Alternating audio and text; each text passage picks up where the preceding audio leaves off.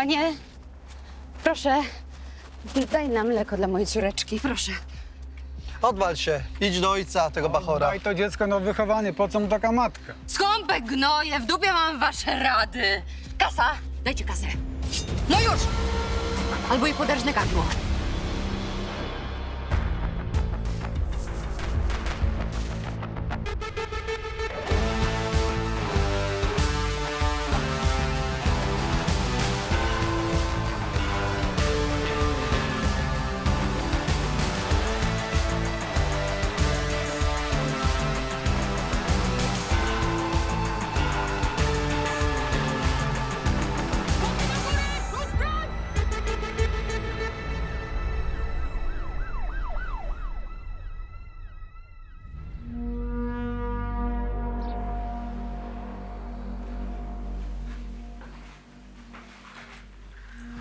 Dalej nie ma z nią kontaktu?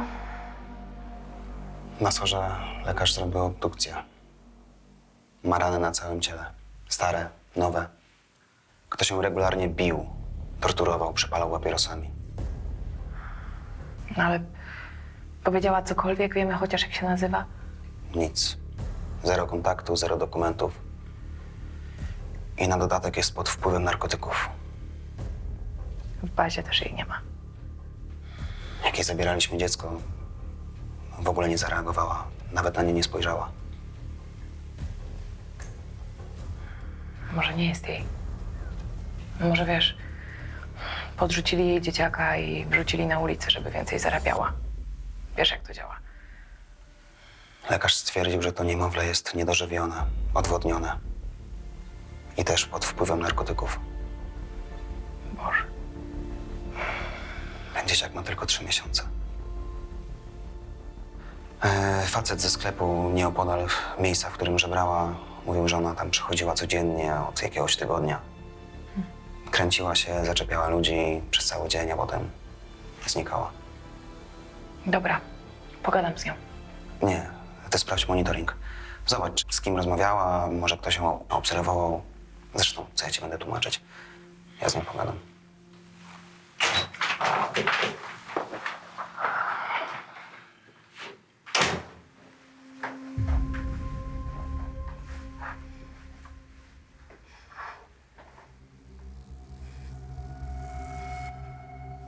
Powiedz, jak się nazywasz. A ja złapię drania, który ci to zrobił. Wiemy, że ktoś cię bije i zmusza do żebractwa. Kto to jest? Mąż? Konkubent? Brat? Ojciec? Kto?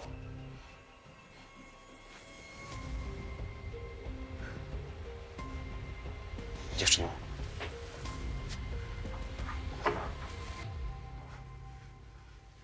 Ja chcę ci pomóc. Wyciągnąć cię z bagna, w które się wpakowałaś. Możesz zmienić swoje życie. Swoje i twojej córeczki. Jeżeli nie będziesz współpracować, prokurator postawi ci zarzut znęcania się nad dzieckiem. Spierdalaj! Zostawcie mnie wszyscy! Spokojnie! Spokojnie. To nie był dobry sposób na wydobycie jakichkolwiek informacji z tej dziewczyny. Groźby, bicie, znęcanie się. To była jej codzienność. Jeśli miała podjąć współpracę, to musiała najpierw nabrać zaufania, poczuć się bezpiecznie.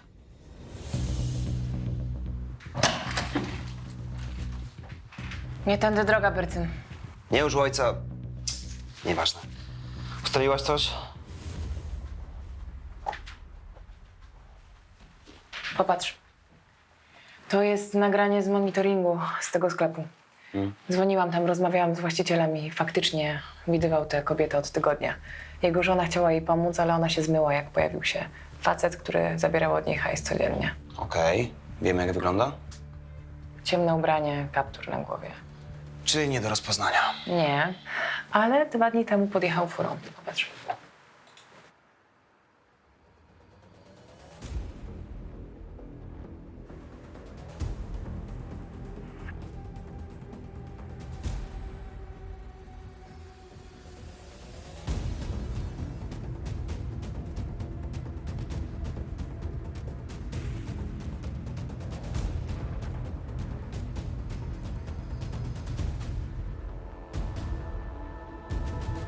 Jego nie zidentyfikujemy, ale auto po numerze rejestracyjnym już możemy.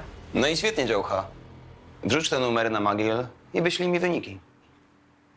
Jasne.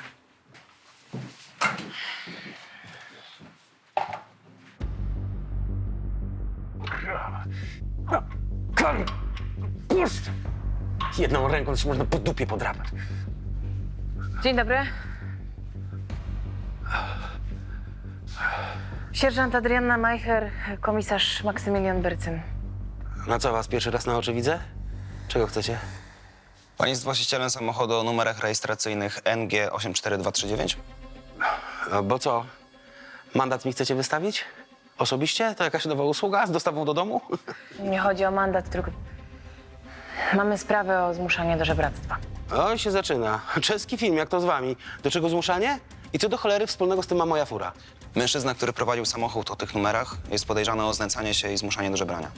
O podawanie narkotyków też. Jeżeli by ja jestem tym gnojem, wy się dobrze czujecie? Boście albo pijani, albo naćpani, albo jedno i drugie. Panie Sylwku, ja jestem na służbie, komisarz Brycyn też. No dobra, ja nie chcę was obrażać, ale głupoty gadacie. Od miesiąca mam problemy z ręką, a jeździć nie mogę, a te tablice mi zaiwanili 2 tygodnie temu. A zgłosił pan kradzież? Ja złodzieja sam dorwę i się z nim policzę. Od tego jest policja. Taką mam zasadę, że nie gadam z policją i już, z definicji. Ja to szanuję, ale Wszystkich patroli znaleziono zwłoki mężczyzny w okolicy Dzikiego Kąpieliska od ulicy Ogrodowej. to jest 2 kilometry stąd. Jedziemy, Majcher. A do pana jeszcze wrócimy. Do widzenia. Do widzenia. Denata znalazła para młodych ludzi. Podczas kąpieli zauważyli coś dziwnego w szuwarach. Okazało się, że to zwłoki mężczyzny. Po wstępnym przesłuchaniu zostali zwolnieni. Nic nie wskazywało na to, że mieli coś wspólnego z jego śmiercią.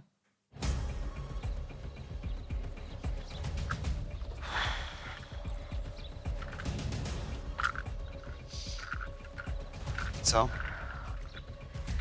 W szuwarach nic nie ma, ale nurkowie przeczeszą jeszcze dokładniej dno. Faceta zabito gdzieś indziej. Ktoś go przywiózł, wrzucił do rzeki, ale źle obciążył. Na twarzy ofiary są dość liczne ślady obrażeń, zasinienia, krwiaki, oparzenia. Na reszcie ciała też jest tego sporo. Czyli co, przyczyna zgonu to pobicie? Prawdopodobnie, ale szczegóły, tak powiem wam po sekcji. Może ma jakieś obrażenia wewnętrzne, ale tego wam na oko nie stwierdzę. Denat nie ma nogi. Brawo, Sherloczko. Stan bliznowacenia ran wskazuje, że została amputowana niedawno. Nie wiem, może miesiąc temu. Ale zrobione to byle jak. Rana się źle goiła. Facet cierpiał ostatnie tygodnie. A tę nogę to mu odrąbano, bo była chora? Czy miał wzbudzać litość? Ma przypalenia i był bity, tak jak dziewczyna, którą zgarnęliśmy dzisiaj. Dobra, ja się zawijam i Denata zabieram ze sobą. Ale nie sprawdzaj, chłopaki już go przeszukiwali. A, wiesz co, wolę samemu, lepiej 2 razy niż...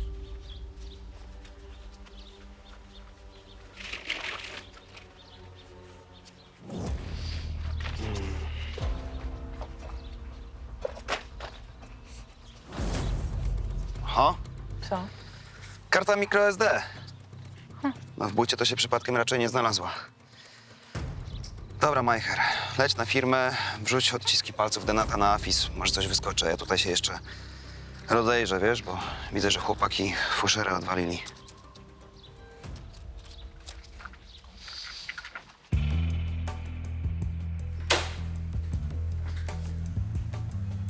Bartek? A co ty tutaj robisz? Wie pani, że ja z psami nie gadam, nie? No, już to dzisiaj gdzieś słyszałam, wiesz? No, ale sprawę mam. O co chodzi? Nie wiem, to w ogóle bez sensu. Nie wiem, po co ja tu przyjechałem. Przestań, no. Zostań. Co ty, przecież bez powodu byś tutaj nie przyjeżdżał, znam cię. Mów, o co chodzi. Dajesz. Ale nie odstawi mnie pani do pogotowia opiekuńczego? Do pogotowia? Czemu do pogotowia? Niech pani przysięgnie. Bartek, no nigdzie cię nie oddam, ale powiedz mi w końcu, o co chodzi. No bo mój brat zaginął. Nie wiem, gdzie jest, nie odzwania, nie odpisuje. Nie ma go. Nie wiem, boję się, że jest źle. Dobra, chodź, pójdziemy do mnie, wszystko mi dokładnie opowiesz, nie? Wolałbym tutaj tak nieoficjalnie. Ale musimy oficjalnie, żeby móc od razu działać. Okej? Idziemy? Mirosław Żabski. Nie ma żadnej informacji. Dobrze. Dziękuję, do widzenia. Na Widnej też nic. Obdzwoniłam już wszystkie szpitale i w żadnym go nie ma. Ale to jest dobra informacja. Dobra, to gdzie niby jest? Na dnie jeziora? W Kostnicy? A dlaczego? Wiesz coś? Miał jakieś problemy, nie wiem. Ktoś go nagabywał? Jakby żył, to by się odezwał. Dobra. Gdzie go widziałeś ostatnim razem? 2 dni temu wyszedł wcześnie rano i zrobił sobie kanapki i powiedział, że musi mu do wieczora starczyć, bo obiadu nie będzie. W co był ubrany? No, normalnie. Bartek, to jest ważne. No, ciuchy robocze miał chyba. Dobra. Słuchaj. Napisz mi tutaj jego numer telefonu, dobra? Ja pojadę sprawdzić miejsca, w których się logował. Ja pojadę z panią. Nie, ty pojedziesz do domu i będziesz czekał na brata. Będę cię informowała na bieżąco. Nie chciałam Bartka dodatkowo dołować ani straszyć, ale też miałam złe przeczucia. Mirek nie zostawiłby brata z niepełnosprawnością samego na pastwę losu. Miałam tylko nadzieję, że znajdę go żywego.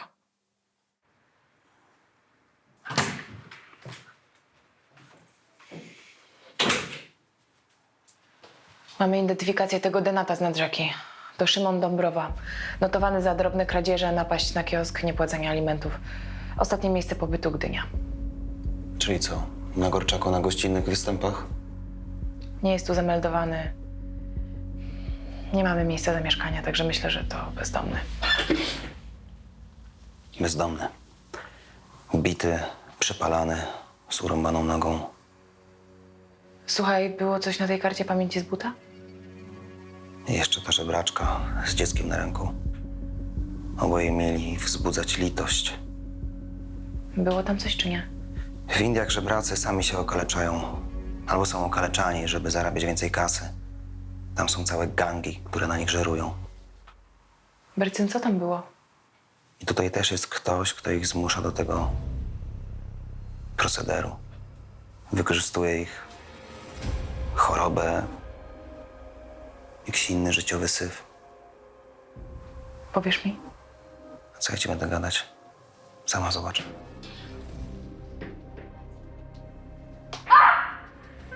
Czego ty, kurwo jebana, nie zrozumiałaś? Miałaś przynieść 2 razy tyle. Co ja mam zrobić z tymi groszami? Będzie więcej. Tylko nie bij. No tak, tylko kurwa pierdolisz i pierdolisz!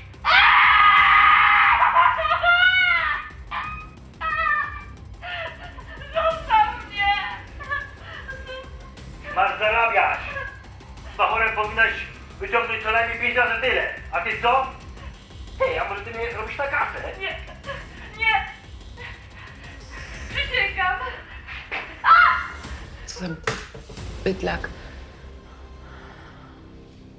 Dziewczyna ma na imię Żaneta. Wygląda na to, że ona i ten Szymon byli katowani przez tego samego typa. Miejsce jest trudne do zidentyfikowania. Raczej gdzieś na Gorczaku, pewnie na odludziu. Nie wiadomo, ile tam mieszka żebraków i ilu ludzi ich pilnuje. No dobra. Pogadam z nią. Z tą Żanetą? Ona się ewidentnie boi facetów. Nie ma się co dziwić. Nie zakładałam, że ta dziewczyna od razu mnie kupi i się otworzy, ale przynajmniej wiedzieliśmy już, przez co przechodziła i co ją spotkało. Tylko ona mogła nam pomóc zakończyć to piekło, w którym żyli.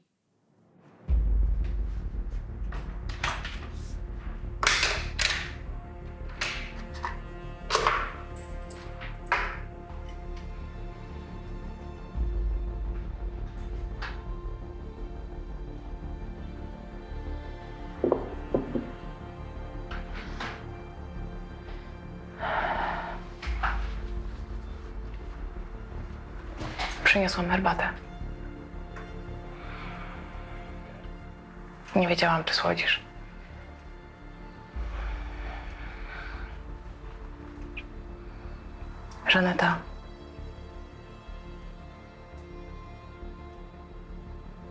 Widzieliśmy nagranie.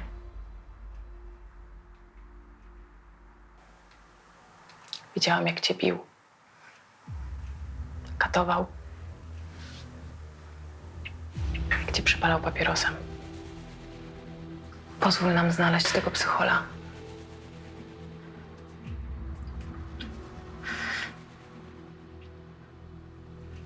Twoja córeczka jest bezpieczna, jest w szpitalu. Jak tylko się poczuje lepiej, to będziesz mogła ją zobaczyć.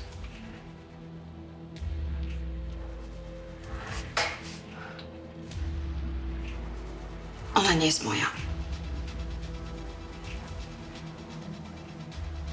Jak to nie twoja? A czyja?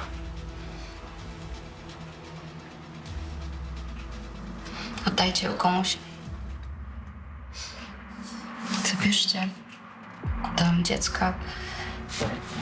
Nikt inny się nie zajmie. Ktoś normalny.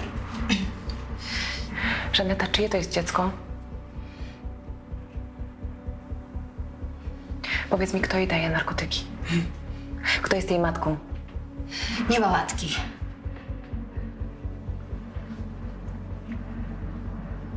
Co się z nią stało?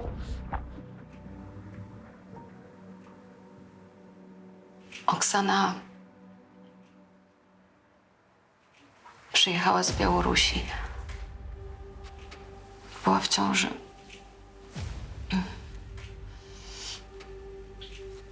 Gdzie teraz jest? Nie ma jej. Wyjechała?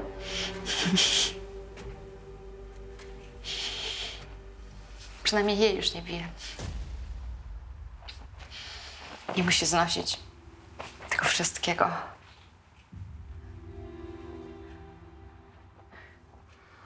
Żaneta, musisz mi powiedzieć, co się z nią stało. Nie wytrzymała tamtego bicia. Nie dała rady. Żaneta? Żaneta? Pomocy! Wezwijcie karetkę! Pomocy! To był napad padaczki. Pogotowie zabrało Żanetę do szpitala, a my daliśmy jej ochronę. Na wypadek, gdyby ten, kto ją krzywdził, chciał ją uciszyć na dobre. Dobra, załatw to jak najszybciej. Sorry, niewiele udało mi się z niej wyciągnąć przed tym atakiem. Dziołcha, nie gadaj farmazonów. Wiemy o tym, że były 2 ofiary śmiertelne. Ten facet z rzeki i Białorusinka. No niby tak, no ale nadal nie wiemy, gdzie jest ciało. Tak naprawdę nic nie wiemy. Posłuchaj. Nie, ty mnie posłuchaj. Nie wiemy, kto to zrobił, nie wiemy, kto za tym stoi. Nie wiemy, gdzie szukać pozostałych zmuszanych do żebrania. Jesteśmy jak dzieci we mgle. Technicy analizują nagranie. Może uda się ustalić to miejsce po metadanych. A na razie... Wiem, musimy czekać. A, chłopaki namierzyli ten numer, o który prosiłaś. Mirka? Dzięki. Gdzie jedziesz? Muszę to od razu sprawdzić.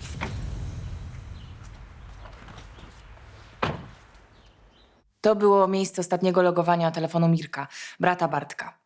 Zaginiony wciąż nie dawał znaku życia. Miałam dość informacji o śmiertelnych ofiarach, do których przybywaliśmy za późno. Tym razem chciałam zdążyć, przyjechać na czas.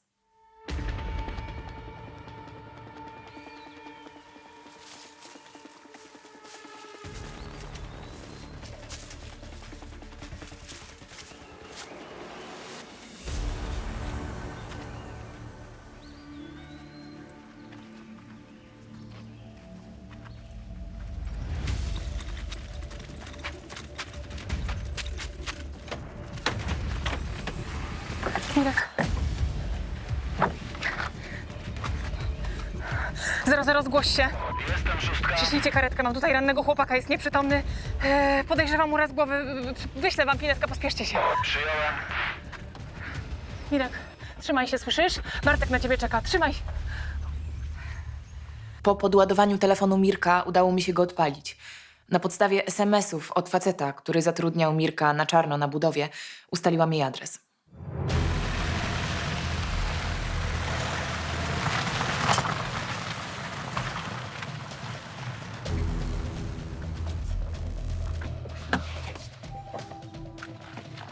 Dzień dobry.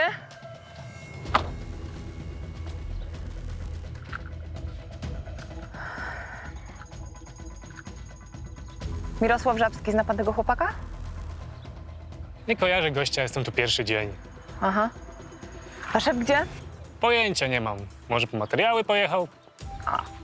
No to jak po materiały pojechał, to co? No to ja się tutaj rozejrzę, nie? Poczekam. A w międzyczasie zadzwonię do inspekcji pracy i nadzoru budowlanego. Co chłopaki będą siedzieć w biurze, nie? Niech się rozejrzą.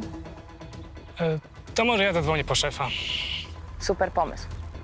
Jeszcze lepiej by było, gdyby szef przestał się ukrywać, to łatwiej by nam było porozmawiać, nie? Szefie! Szef lepiej wyjdzie! Sprawa jest!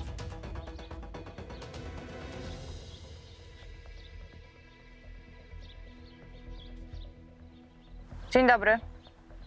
Dzień dobry. Pani policjant niby do mnie? Sierżant Adrianna Majcher, komisariat na Gorczaku.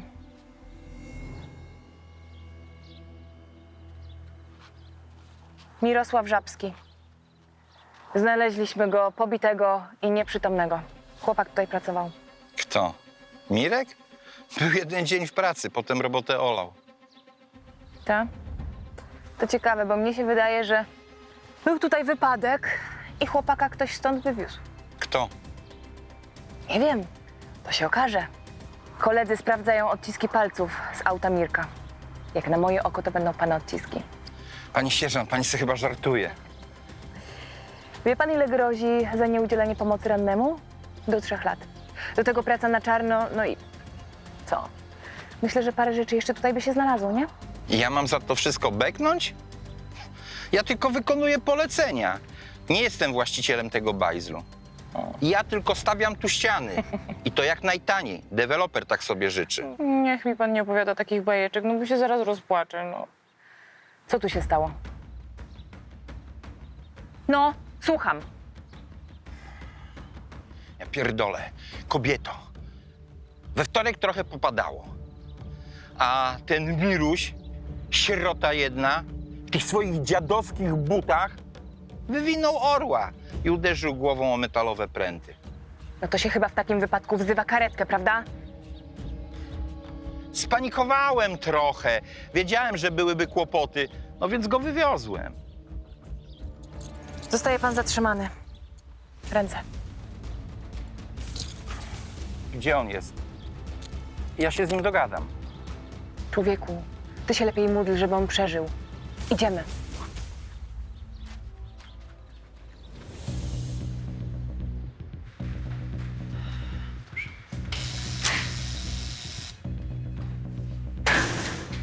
Mam sprawę na dzielnicy, także będę za godzinę, nie? A może mną się w końcu ktoś zajmie? Siedzę tu i... Pies z kulawą nogą się nie zainteresuje. A przepraszam, a pana kto pobił? Ten skurwiel mechanik. Nie naprawił mi auta, ale kasę przytulił i jeszcze pryj dał. Ale jaki mechanik? No ten, co warsztat przy Żywieckiej ma. Cwaniak i oszust pieprzony. Ja go znam. To świetnie. To niech go pani zgarnie i wsadzi. Dobra, pojedzie pan ze mną i załatwimy sprawę na miejscu. No ale co tu wyjaśniać? Przecież mówię, jak było. Zapraszam do radiowozu.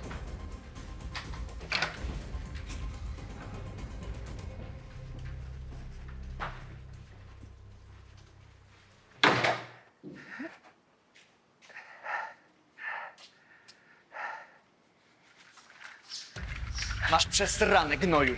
Ty znowu tutaj? Szantażysto pieprzony? Znowu ktoś w ryj dostać? Słyszała go pani? Przyznał się. Spokój, bo mu pan przymknął na 48 godzin.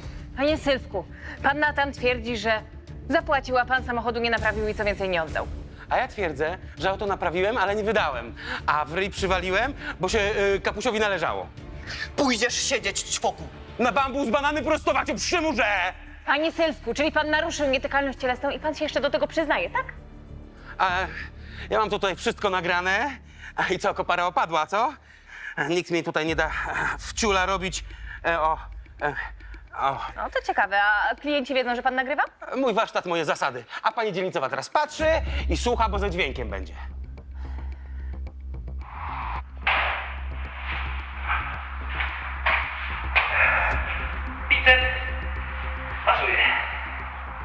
jakiś kwitek oglądał?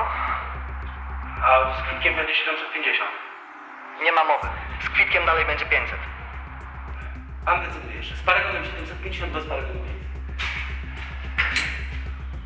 Nie, będzie po mojemu. Bez paragonu, ale pan mi dopłacasz tysiaka. Inaczej idę do skarbówki, naślą kontrolę, w dupę przetrzepią i kara będzie jak ta lala. Tak mówisz? Że tak będzie? Tak będzie. Pieprzaj stąd gnoju jebany! O! No już! Wypam!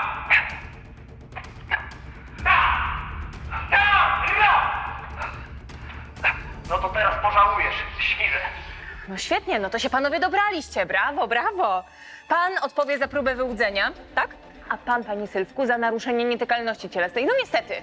Za jakie wyłudzenie? Ty znowu chcesz w ryj dostać? Spokój! Dobra, ja wzywam patrol dodatkowy, ja nie będę się z panami patyczkować. Co to ma być? Nie chciałam tracić na tych dwóch już więcej czasu, ale nie miałam wyjścia. Trzeba było spisać zeznania obu, nadać sprawie bieg. A przecież cały czas czekał na mnie Bartek, który cholernie bał się o swojego brata. No i był w domu zupełnie sam. Ten gnojek zaczął, no. Ja uczciwym fachowcem jestem. No dobrze, ale on ma prawo zażądać od pana paragonu, a pan ma obowiązek posiadać kasę fiskalną. Posiadam. No, pani dzielnicowa widziała. No ale na paragon jest drożej, każde dziecko to wie, bo trzeba podatek odprowadzić. A z ręki do ręki taniej, no to żadna filozofia No jest. dobrze, panie Sylwku, ale pan łamie prawo. A wie pan, co jest pewne w życiu, nie? Śmierć i podatki. Znaczy ja o śmierć się prawie otarłem ostatnio. No. Zamknę warsztat, pójdę na zasiłek. Może jeszcze o zapomogę się upomnę. Wtedy państwo na pewno będzie bardzo zadowolone. No już niech pan nie przesadza, dobra? Ja rozmawiałam z tym panem Natanem. On wycofa zeznania na pana, ale pan musi wystawić ten paragon na 500 zł i po sprawie. Zgoda? A jak nie, to co? Doniesie pani do skarbówki? Doniesie, od razu doniesie. No. Nie doniesie, tylko zawiadomi. Duperellami się pani zajmuje. A tu widzę, prawdziwa robota odłogiem leży. Niech pan nie zmienia tematu, dobra? Ja wiem, co mam robić. Tych żebraków tyle wylazło na ulicy, co robactwa. Na każdym kroku człowiek spotyka kolejnego, a to matka z dzieckiem, ślepy dziadek, a policja nic. A skąd pan wie, że żebraków? Zna pan tę kobietę? No widziałem parę razy, no.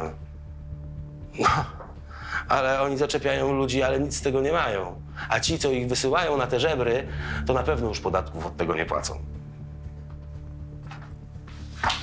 Coś pan więcej wie o tym? A muszą każdy grosz oddać takiemu jednemu, co ich za pysk trzyma. Królem żebraków go nazywają, już pół roku siedzi na Górczaku. Aha. Coś jeszcze pan o nim słyszał? Że to zajebiście nieciekawy typ. Dobra, jak się naprawdę nazywa ten król żebraków? Pojęcia nie mam. Podobno kiedyś miał szajkę w Krakowie, a teraz tu się urządził. No na Górczaku znaczy. Dobra. Wie pan, gdzie teraz przebywa? W sensie pani dzielnicowa chce, żebym powiedział, gdzie jest jego melina. No. A o skarbówce pani dzielnicowa wtedy zapomni? Normalnie nie wchodzę w takie układy, ale w tym wypadku sprawa rozbicia szajki zmuszającej ludzi do żebractwa była priorytetowa, a informacja o miejscu przebywania głównego bossa bezcenna. Słuchaj, weźmy wsparcie, sami możemy nie dać rady. Najpierw musimy to sprawdzić. To może być lipna albo nieaktualna informacja. Proszę cię, znowu ten swój dziki zachód chcesz uprawiać? Jak chcesz, możesz zostać za biurkiem, proszę bardzo. A jak mnie ten Sylwek wpuścił w maliny, to co? Właśnie dlatego jedziemy to sprawdzić.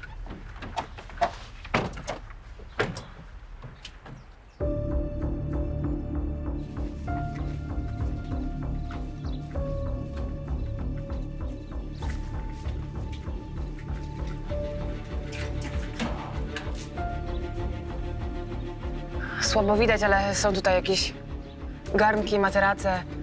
Coś leży na podłodze, to mogą być jakieś stare manele. Ty, Majcher. Zobacz, tam ktoś coś kopał. Wzywam ekipę, niech to sprawdzą. Po co? Sam to sprawdzę. Co ty taki ostrożny się zrobiłeś, co? Za dużo wtop mam ostatnio na koncie. Zaczynają gadać, że góral nie daje rady. Wnerwia mnie to.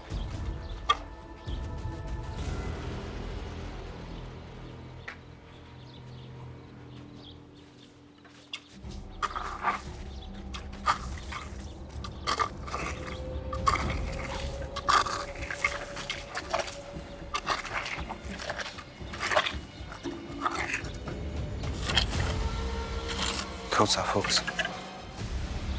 O kurwa. To może być ta Białorusinka, Oksana, matka tej dziewczynki, z którą żebrała Żaneta. Te gnoje nawet nie próbowały jej ukryć. Płytko ją zakopali blisko Meliny. Dobra, teraz wzywam ekipę. Czekaj, Majker. Jeżeli to teraz tutaj wjedzie kawaleria, to spalimy całą metę. I stracimy szansę dorwać tego, kto jej to zrobił. Bercyn, co ty kombinujesz? No, tej dziewczynie w zasadzie jest już obojętne, czy wykopiemy ją dzisiaj, czy jutro.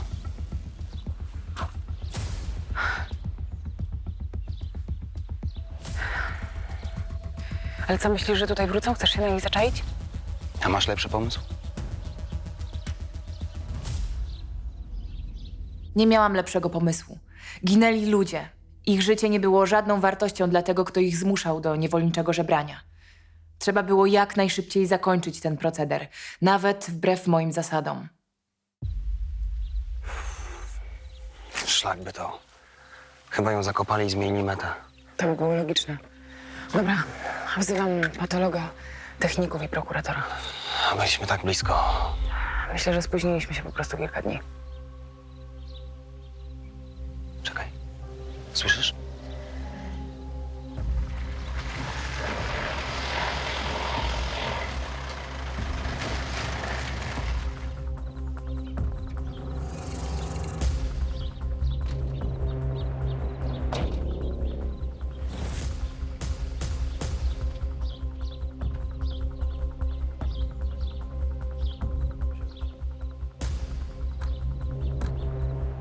Cisza ma być.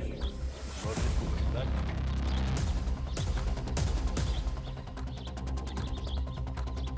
Co się tak kurwa gapicie? Ruszać się, już! No szybciej, co jest z wami? Nie rozchodzić się od razu na swoje miejsca, bo wpierdol. No dalej, idzie! No to mamy gnoi. Dobra, wzywam ataków. Ci dwaj na pewno są uzbrojeni. Bercyn, co ty do cholery robisz?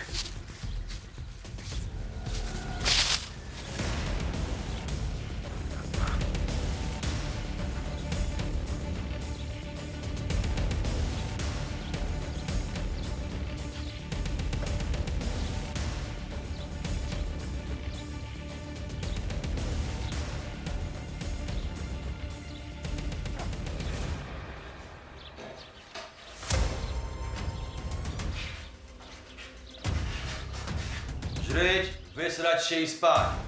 Jutro do roboty. No, bo dzisiaj kurwa było słabiutko. Nie staracie się. Macie mnie w dupie. Chuj was obchodzi, co do was mówię. Ty, ślepy.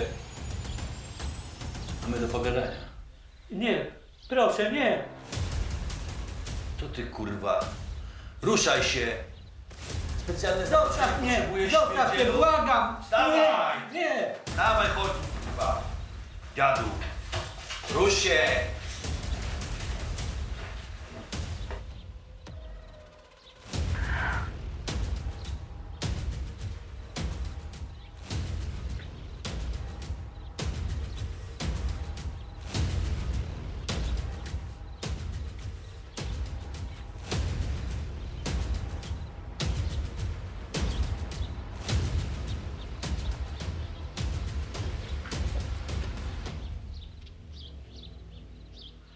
Liczyłem na to, że się ogarniesz. Że zaczniesz w końcu zarabiać. Ty kurwa co? Nic!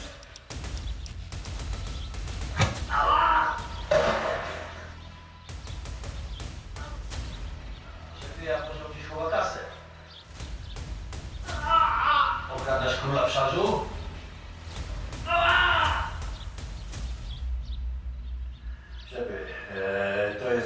ostrzeżenie. Jeżeli jutro nie przyniesiesz kasy, wylądujesz tam w darunkach. Przymiał. W ogródku.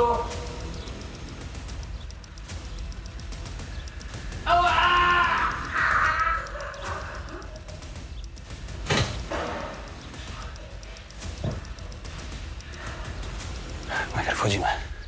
I z drugiej strony.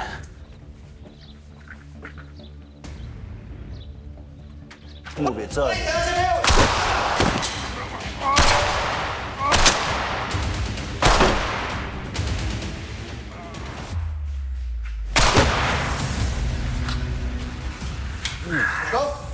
Tak. Łapa. Łapa. Spadaj, już! Ręce na plecy! Już, druga. Druga.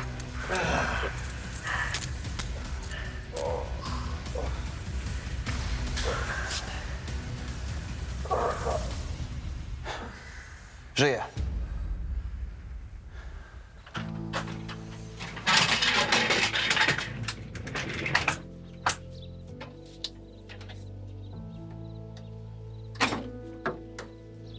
Idziemy w kontakcie.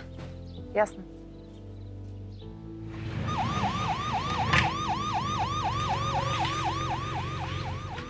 A co z nami?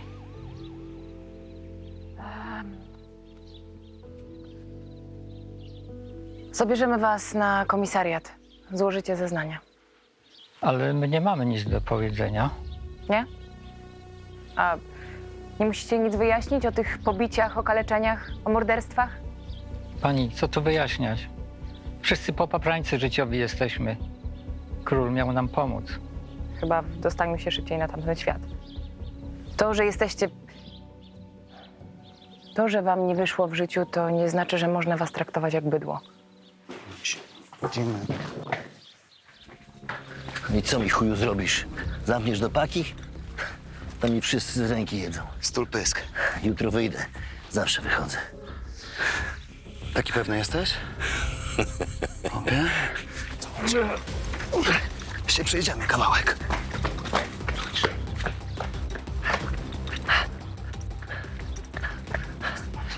Na dół. Co? Za mało kasy ci przyniosła? Czy chciała odejść? A może po prostu się wkurwiłeś i ją odjebałeś dla sportu, co?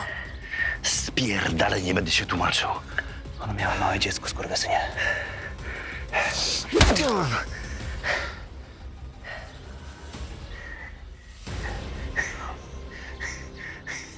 Jednego ścierwa mniej.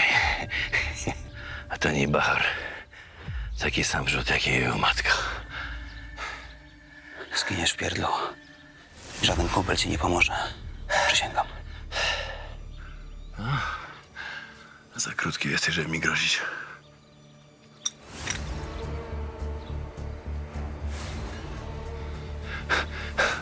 Za tych, których zabiłeś. Nie możesz. Zaćpałeś. Skatowałeś. Wyjdź mnie! Zostaw go, słyszysz? Max, spójrz na mnie. On i tak zapłaci za wszystko, co zrobił, rozumiesz? Będziesz taki sam jak on. Taki sam. Majcher, nic nie widziałaś. Max.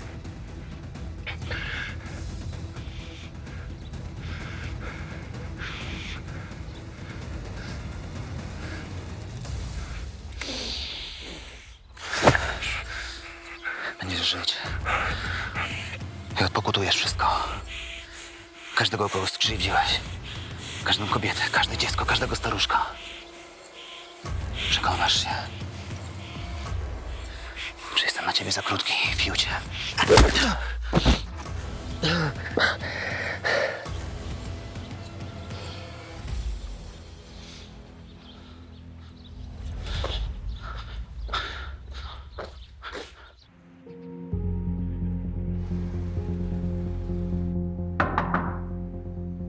Czego?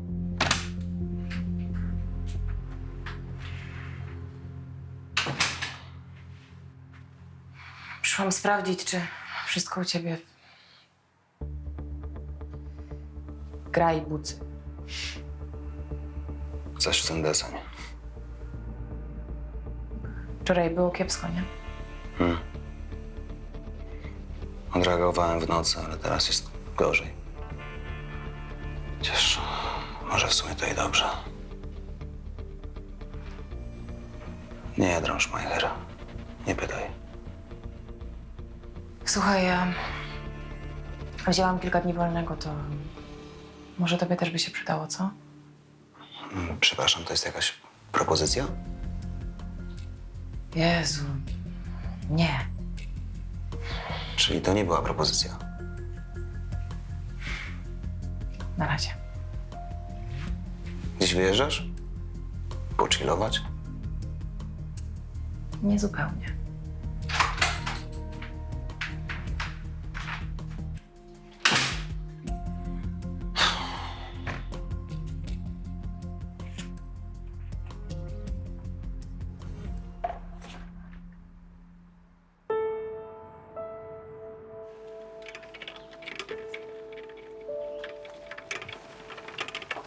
Trzymaj. Zrobiłam dla ciebie. Jadłeś już dzisiaj śniadanie? Nie, zapomniałem, ale chciałem się jak najszybciej z Mirkiem spotkać. Rozumiem. Słuchaj, dzwoniłam do szpitala, rozmawiałam z lekarzem. Wiem, że Mirek odzyskał przytomność. No ale łeb to sobie nieźle rozwalił. Pewnie jeszcze przez tydzień będzie na oddziale. Najważniejsze, że kręgosłup jest cały. Niedługo wróci do domu, nie martw się. No, ale...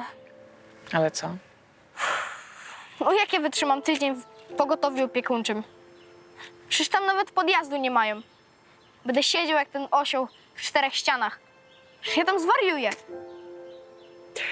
A gdzie ty spałeś poprzedniej nocy? U sąsiadki, no to znaczy u pani Potocznej. Ale nie wiem, czy na tydzień się tam zakwateruję. Słuchaj, ja mam taką propozycję. I ja się tobą zajmę. Akurat mam kilka dni wolnego w pracy i w sumie żadnych ważnych planów. Serio? Jeśli ci to pasuje. Ale naprawdę zrobi to pani dla mnie?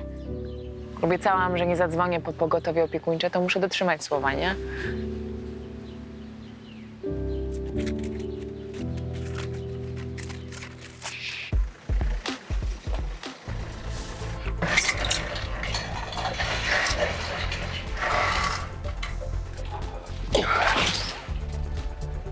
Fuck.